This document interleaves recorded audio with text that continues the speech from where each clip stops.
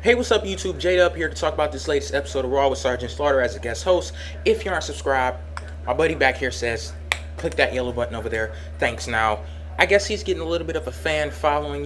He's just there, but people are catching on. He's getting a little bit of attention. So you know what? We need to find a name for him. In the meantime, I'm going to talk about Sgt Slaughter as a guest host of Raw.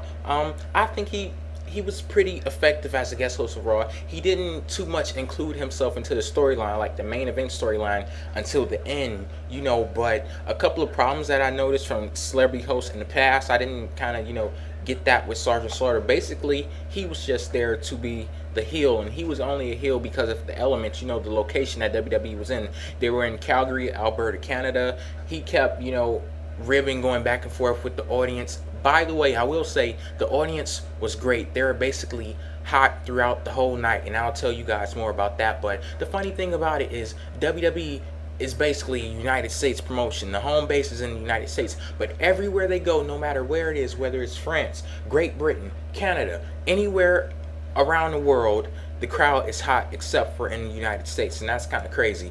If you're buying a ticket to a damn wrestling show, don't just sit there. Don't just spend your money to just sit there.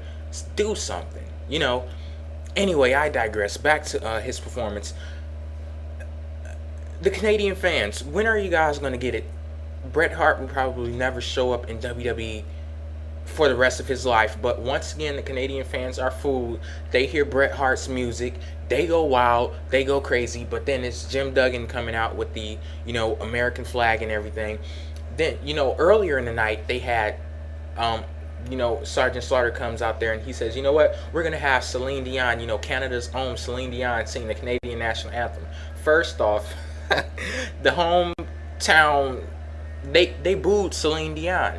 Then Jillian Hall comes out, she butchers God Bless America, and yeah, and the Canadians, you deserve to get pranked because you booed Sgt. Slaughter even before it was clear that he was going to turn heel. Like, as soon as he came out, boo! So, you know what? You deserve that. Not love my Canadian viewers and everything, but yeah, you guys deserve that. Yeah. Next topic I'm going to talk about, DX. It is official. DX is coming back at SummerSlam, the match that, the worst kept secret ever. DX versus Legacy, Ted DiBiase Jr. and Cody Rhodes at SummerSlam 2009. It's official right now. Triple H went down to Texas on the search for Shawn Michaels. He finds Shawn Michaels working as a chef in a restaurant with some bratty ass kid. And the hijinks ensue, classic DX. These segments were great. They were hilarious. I love these segments. Shawn Michaels, he sets his grill on fire. Then his boss fires him. He super kicks his boss. Then the bratty kid comes up. He super kicks the bratty kid. Says, you know what, DX back. And if you're not down with that, we got two words for you. Some old lady jumps in front of the camera like, suck it. That was so funny, so classic DX. It was great.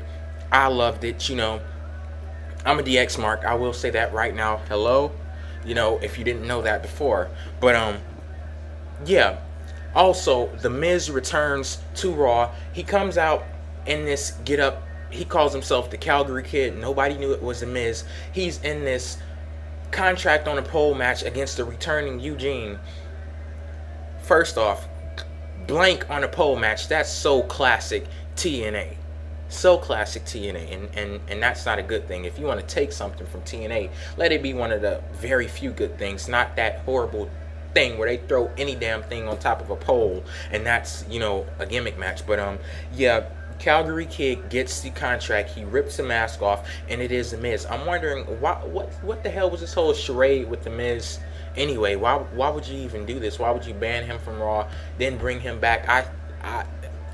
I don't know what's going to be the upside of The Miz being on Raw once again. I would have loved to seen him on SmackDown or ECW. I think it's clear that The Miz on Raw is not a good fit, and he would have been a better fit on ECW or SmackDown. So I guess they're going to have to explain what the hell they're doing with The Miz, over these couple of, next couple of days.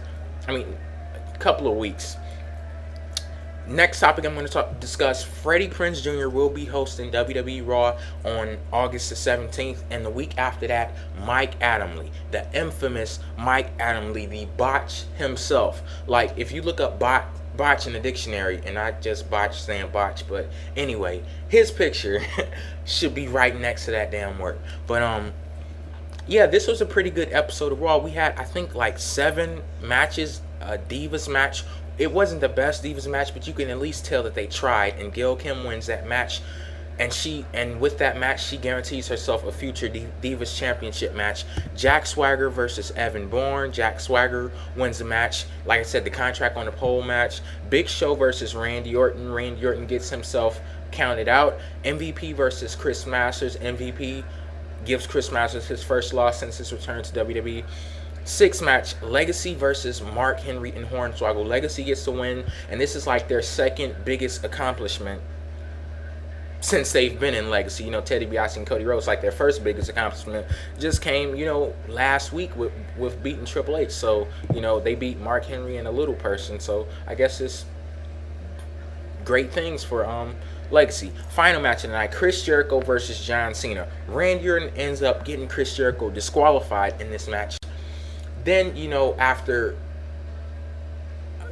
Big Show comes out to save, you know, give the save to his partner and everything, Sgt Slaughter then comes out and says there will be a match next week. Randy Orton and John Cena versus Big Show and Chris Jericho. I think this is a great idea. I guess they're putting more prestige back in the tag team championships, or at least, you know, building up the tag team champions by putting them in singles matches against the WWE champion and also the #1 contender. And one thing that I have to say, John Cena, Randy Orton, that seems like a kick-ass tag team. That tag team would be great. And also today, you know, on this episode of Raw, Cena, he showed a little bit more edge to his character. You know, early on in the night, the first segment of the night, him going back and forth with Randy Orton, he had actually a lot more edge into his character. And the final point, Attitude Adjuster / RKO, that move was so sick. That looked crazy. It looked like they broke Chris Jericho in half when they delivered that move to him. But yeah, overall, this was a pretty good episode of Raw. I know they had the comedy bits and everything, but at least the comedy bits related to something. You know, it related to the return of Shawn Michaels. I was thinking that they were going to bring Shawn Michaels back and have him, you know, give him a bigger return, like a more serious return. But they kind of, you know, joke with this. But, you know, it's classic DX, and I love DX. So I think, you know, the return, it was efficient. Hopefully he'll be on Raw next week. But yeah, I'm gonna end this video asking you guys to let me know the answer to one question, because this is gonna lead on into a video that I'm gonna make this week. What was the first Divas match to headline a WWE weekly show?